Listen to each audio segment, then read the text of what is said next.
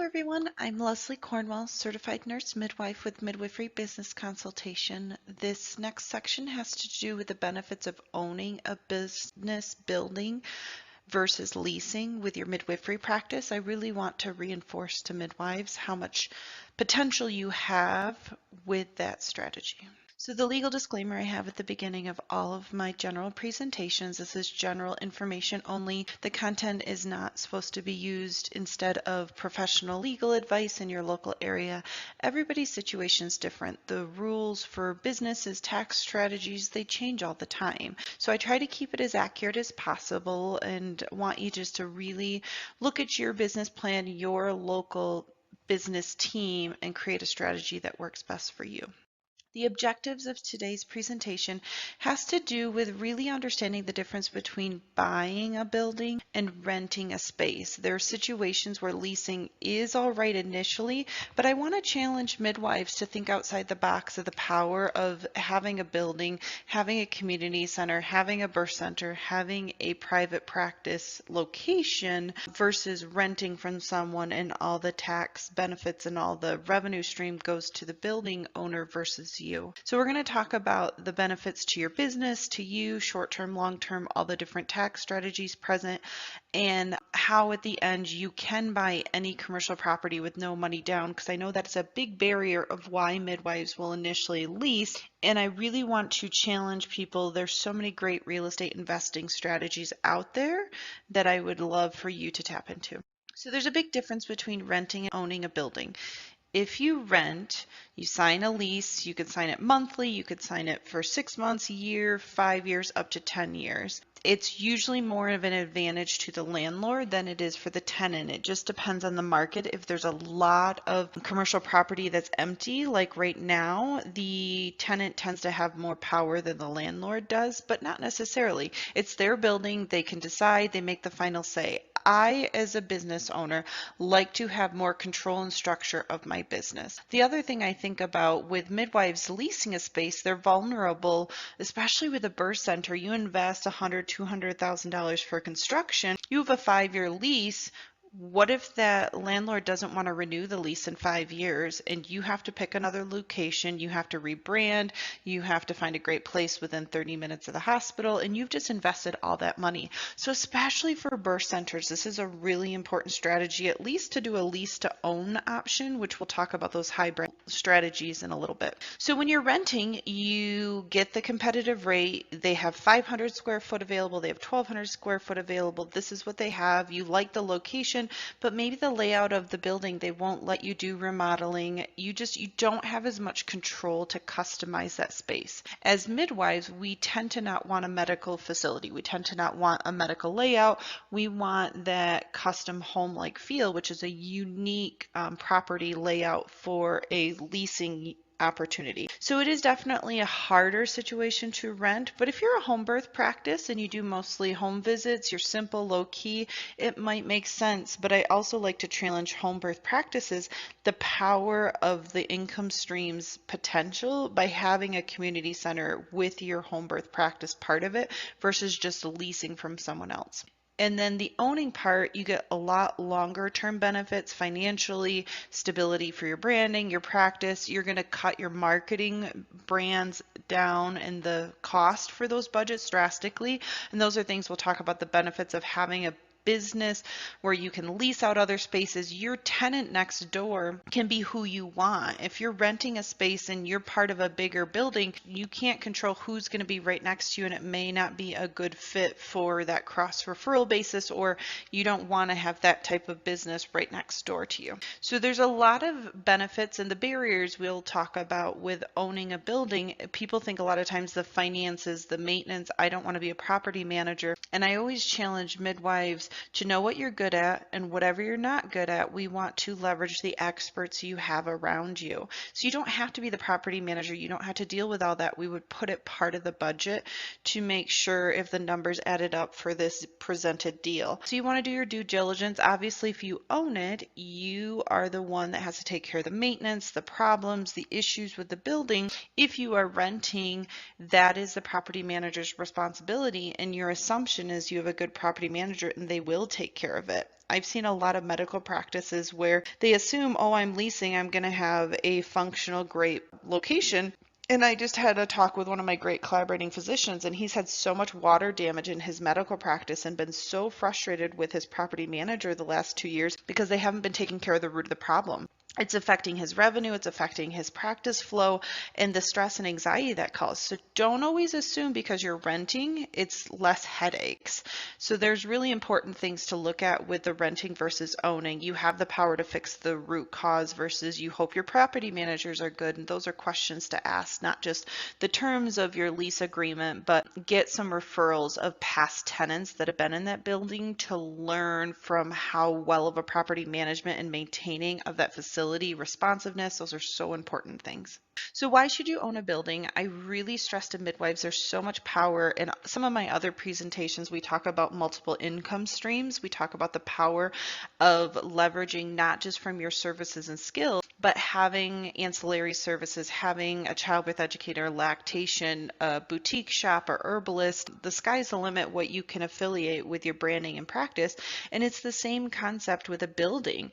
If you have a community center that's 3,000 to 5,000 square foot and you only need 1,000 of it, you can rent out to whoever you want those other parts of the building, and you've got an amazing hallway of cross referral, like-minded individuals that are going to leverage all of your businesses faster. Plus, you're going to get the rental income stream from those other practices. So a lot of midwives, when we do the number crunching for the business plan, it's phenomenal to see they don't have to pay for their rental space directly for the home birth practice, the birth center practice, because all the other revenue from their other leasing tenants pays for their space. Plus, they get a nice profit. So there's a lot of benefits with the tax side. When you're leasing from someone, you do not get to write, you pay 1,000, you pay 3,000, you pay 5,000 a month. You get to write off the income expense, the aspect for the actual lease payment, but the property manager in the backdrops gets to write off so much more for that building you do not get to tap into with your other practices income. They get to tap into all the deferred maintenance, the capital, the appreciation, depreciation.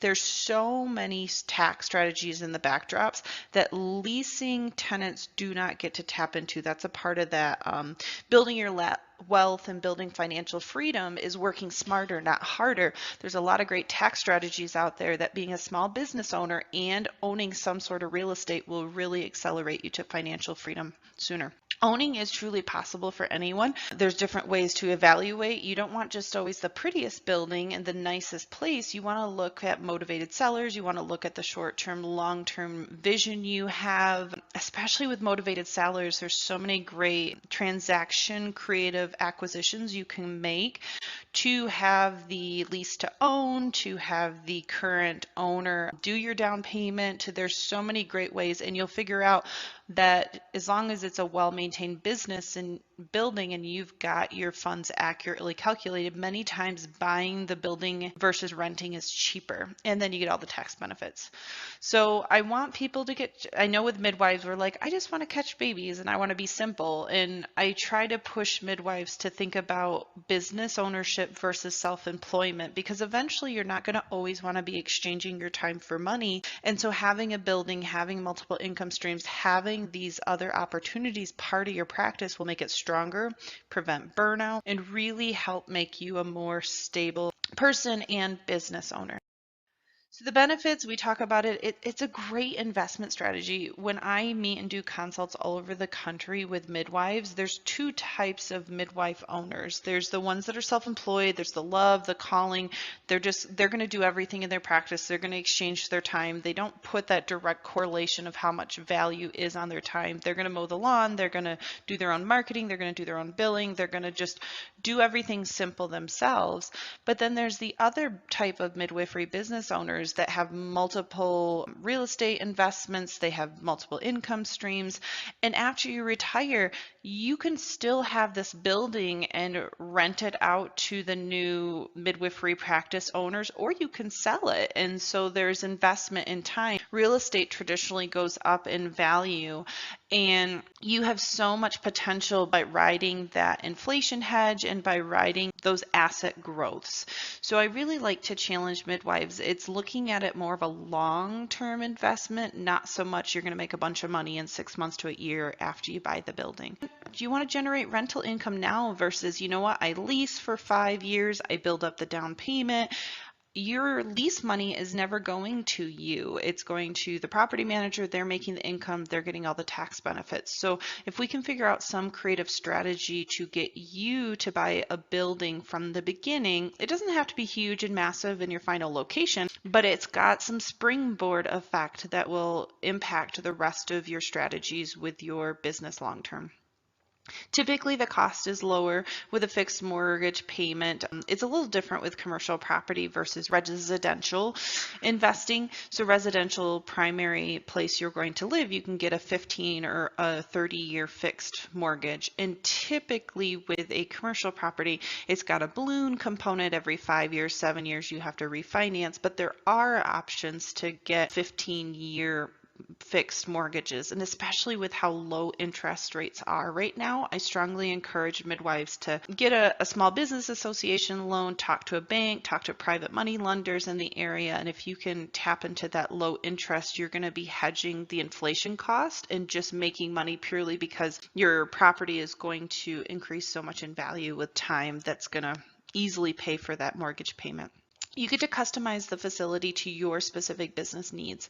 I've talked about it earlier, but as midwives and birth centers, we're not just someone that can go into another medical office. We really have to customize our space, and that costs money and time, and we don't want to be vulnerable. I've talked to so many midwives and birth centers across the country that are really in a rock and a hard place because they have to get out of a building they love. They're increasing rate faster for costs than what they're comfortable paying. Their renewals up, and there's new tenants next door and they don't like who they're next to, or they just have to leave in 6 months. They cannot renew that contract because the property manager, the building owner, has the power of those renewals, not you. So it's really important for midwives to have stability, to have confidence. You've invested a bunch of money and this is your space, and you can change things, and you know you're going to be able to be there until you decide to sell the building.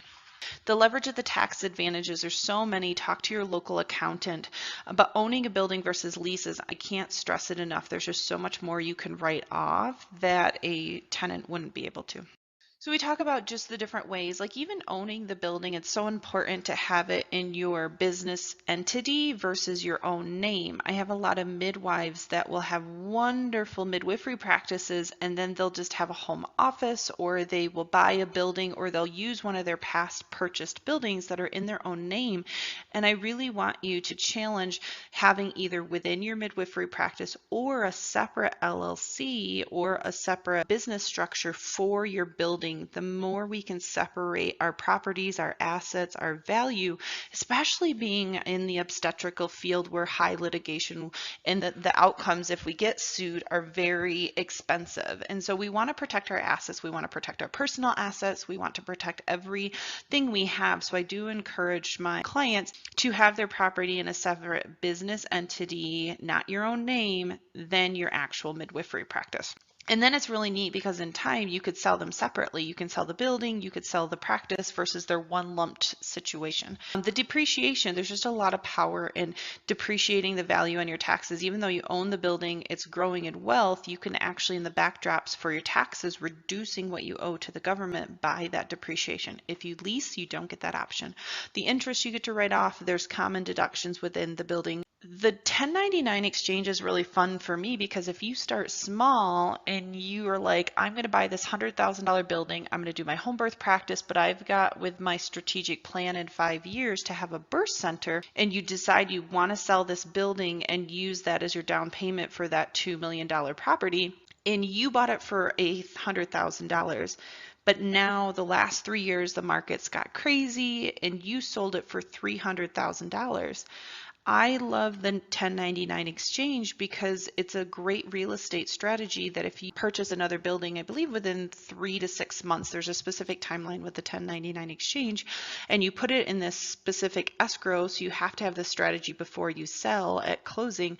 You don't have to pay taxes on all that capital gain. Like, it doesn't make sense for us as real estate owners to make $200,000 and then pay half of it to the government when you can use all of that money for your down payment. It's a 1099 exchange. A lot of real estate investors will use it. They keep growing.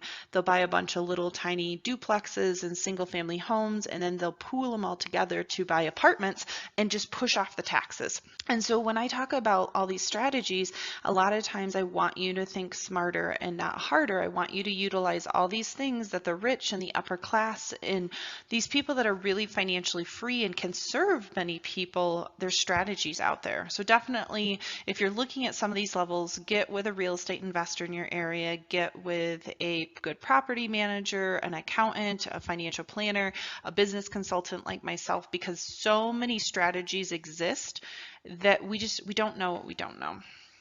How to buy a commercial property with no money down. This is one of my favorite strategies, and they brag about it on like different YouTube channels and real estate investors, and it is possible. You just have to know the strategies, the clauses, the ways to negotiate to make it happen. So you put a lot of subject tos in your buy agreement. You want to make sure you have due diligence, you can get your inspections, you have ways to get out of the contract without losing your down payment. You can do lease to own options. This was a perfect example with my birth center I did in Michigan. I had a wonderful chiropractic office that had been for sale and sitting for 2 years. I knew he was very motivated. It was a good startup price for what I'm looking for. It was a beautiful old farmhouse that he had set up as a chiropractic office. So it had this nice boutique, soft feel to it. I just had to invest into the 2 birth rooms and construction and maintenance part of my small business association loan. So when we did a lease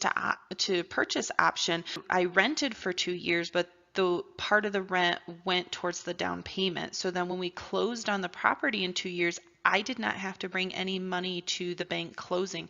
My contribution towards the lease was the down payment. So there's many great ways out there. So I want people to get creative. It's a lot harder to do these creative acquisitions if the market is hot and the buyers are not interested in selling. So you may not have to be as picky on your building to get these great strategies. But right now with COVID and how many people are working from home and how decimated the commercial property market has gotten, this is a prime time to get those creative acquisitions going, especially like strip malls. I've been talking to a lot of midwives. Make your community center a strip mall. These strip malls are closed and they don't know what to do with them. We have unique angles of what we can do to utilize that space. Make your birth center, home birth practice the middle of the strip mall, and then fill it with wonderful affiliating alternative friendly practitioners. Have lactation, have childbirth, have doulas, have chiropractors, have Reiki, naturopaths, anyone you can think of you want to be affiliated with your practice. You can make a very strong impact in your community by having a strip mall that's focused on alternative friendly, preventative, that high quality services. Seller financing is another great way to do it. You may have somebody that's selling, they're retired, they don't want all the money right away. You can show them the value of not just making money on the deal, but if they become your bank, they get all that amortized interest funds that the bank would have gotten, and now it goes to them. So they get like a bonus to be your bank. And so if you can show them the financial value and the benefits of spreading out the taxes over time, they get to, and then you could always talk like in 3 to 5 years, if they don't want to be your bank for the next 15 years because they're 70 and they're retired, you may say, hey, just be it while I'm a new business owner. I need to get established. I need to get some money for a down payment for the bank, like whatever it looks like. You can get easily refinanced in 3 to 5 years with a bank loan. Just get something started with the current seller. Always think win-win situation. There's a challenge. How do I fill it where I am getting what I'm looking for and this person's also getting what they're looking for? You can have the seller pay the down payment for the bank. You got to be careful how it's worded in the contract because banks are very particular about where the funds come from. It has to be seasoned funds, meaning that it's sat in a bank account for 3 months. So if you're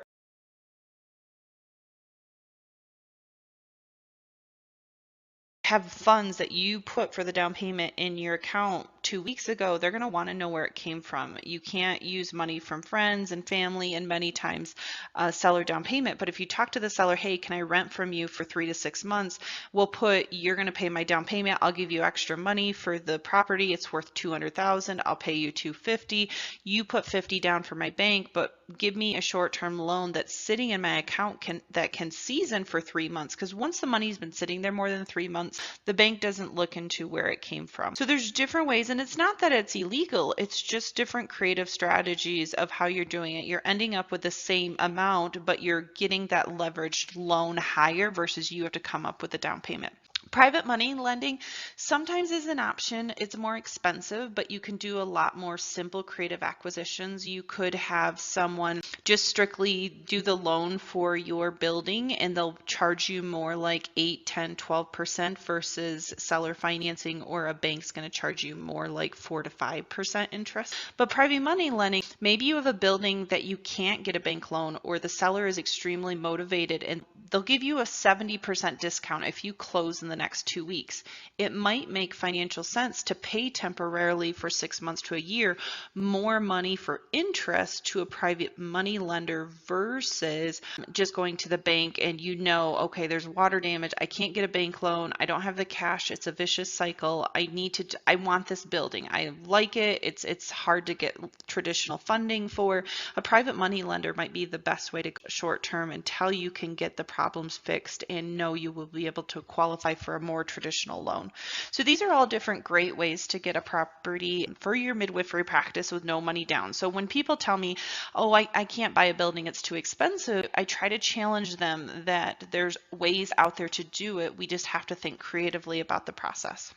So when we talked about the purchase too, the big thing I want to stress is you want to have an expert on your team. You don't want to be negotiating the contracts. If you've never bought a building before besides your own primary house, or you've never really read buy-sell agreements, find a family member that's a real estate investor, an agent that can help you look through those contracts, because it's really, really important. If you put $5,000 down and there's a bunch of problems with the building, but you didn't put in an inspection clause, you didn't put in all these little great exit strategies and wording, maybe you put in there purely, I need to have a conversation with my partner and my investing team, and then that's your way of getting out. So there's so many different ways. It's important to have, when you're making a deal, whether you're starting a business, you're buying a building, you want just as many exit clause strategies in place and thinking about, what if this happens? What if I find out I can't get zoning approval for the building? Now you're stuck buying a building or losing your down payment because you didn't put that in your clause. I've seen that happen for a couple of birth centers. They assume because it's zoned medical that they can do it. Most birth centers need a special permit and zoning, and if it's not a midwifery friendly community and the hospital gets wind that you want to put this there, sometimes they'll get in with the zoning commission and they will deny that. So you just can't assume because it says medical practice and zoning standards that you need to get in writing that you can have a birth center specifically at that address before you close on any deal. So the lease to own option, I already talked about it. If it's vacant, there's a motivated seller, they're not making money, they're losing money. They have a pain. They're paying on taxes, they're paying on insurance, they're paying on maintenance, they're losing money every single month. So that's a huge advantage to you to make a creative acquisition. If it's a beautiful place, it's high quality, they're always filled up, they're making lots of money, you're not going to be able to negotiate these terms as well. Not saying it's not impossible. Maybe the building owner loves midwives and will do anything they can to make this creative acquisition happen. But you've got to think about it. If they're motivated, they have a pain, how do I fix their pain? We already talked about the seller financing, just being able to have the good things to think about, like talking to them. They don't want to make $500,000. They own it free and clear. It's a lot easier to do seller financing. If they have a loan on it, you can do it, but it's just, there's a couple extra steps in the process. If they own it free and clear, you can definitely push the seller financing and make them become your bank for a while or long term. Having the seller pay for the down payment, we talked about that with the season funds, and even the one I didn't talk about was a deferred maintenance credit. That is one of my favorite negotiating strategies. If you have an older building where, at some point I'm going to have to fix the plumbing, I'm going to have to put a roof on it, these major expenses, electrical, that maybe you don't have to do right this second, but after doing the building inspection, they have to be taken care of. You can save up money for it in a year to 2 years to take care of, but you can use that as part of your deferred maintenance credit. So if you, for example, have the inspection report comes back and says it's outdated electrical, we recommend it gets replaced. You negotiate, you get a quote from a local electrician, $7,000-$10,000 to redo the electrical work, or maybe it's $20,000-$30,000 depending on the size of your building. You now present to the seller and say, I would like a deferred maintenance credit of $30,000 because this is how much it's going to cost me after I close on my loan. The cool part with deferred maintenance credit, that comes off of your down payment. So if you owed $30,000 down payment and you negotiated a deferred maintenance credit of $30,000, you do not have to bring any of the down payment to the closing at the bank. You just have to bring in your closing fees, which usually are like $500 to $700. So this is my by far favorite, and many people just don't know it exists. And so I like older buildings. I like ones that are maybe cosmetically ugly but structurally sound. You want to look at the foundation. You want to look at the things that are really going to be money eaters. But if it's got an older roof, it's got some outdated water, electrical, some of those big purchase items, that's what goes through my head with a deferred maintenance credit. I really want to stress, just reinforcing to midwives, that you can lease, you can choose to do that option, but if you want another revenue stream, you want to be financially strong, have your business building faster, you want to have a long-term investment, another retirement planning strategy, another financial freedom aspect of your income streams, I strongly encourage midwives to think outside the box of buying a building. Even if you want a home birth practice, even if you want something small and simple, get a property manager, get a great deal on a building, and have that part of your practice revenue stream. So think of your area, think what's around you. Just because eventually you want to start a birth center, even if you're a home birth practice now and you've got a suite you're lease out, you put a 3-year lease on that suite next door to your home birth practice, you can do your renovation and have the birth center. When that lease is over, you don't have to renew it with the tenant. So there's so much power and advantage of choices for midwives when they start out small and do a lease to own, seller financing, and have control over the building and space that they're in. I can't stress it enough how much it's going to impact your community and opportunities.